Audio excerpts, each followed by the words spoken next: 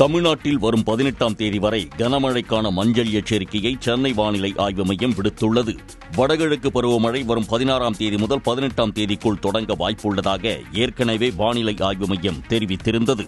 இந்த நிலையில் பெரும்பாலான மாவட்டங்களில் ஒரு வாரத்திற்கு பரவலாக கனமழை பெய்ய வாய்ப்புள்ளதாக தெரிவிக்கப்பட்டுள்ளது. அதன்படி ஈரோடு, தருமபுரி, சேலம், நாமக்கல், திண்டுக்கல், தேனி, தென்காசி, மதுரை, விருதுநகர், நீலகிரி, கோவை, திருப்பூர் ஆகிய 12 மாவட்டங்களில் இன்று கனமழைக்கான மஞ்சள் எச்சரிக்கை விடுக்கப்பட்டுள்ளது. நீலகிரி, தேனி, தென்காசி, கோவை மாவட்டங்களில் நாளை கனமழை பெய்யக்கூடும் என தெரிவிக்கப்பட்டுள்ளது. குறிப்பாக 15, 16, 17, 18 ஆகிய 4 நாட்களில் தூத்துக்குடி, நெல்லை, விருதுநகர், ராமநாதபுரம், சிவகங்கை ஆகிய தென் மாவட்டங்களில் தொடர் கனமழை பெய்யக்கூடும் என மஞ்சள் எச்சரிக்கை விடுக்கப்பட்டுள்ளது.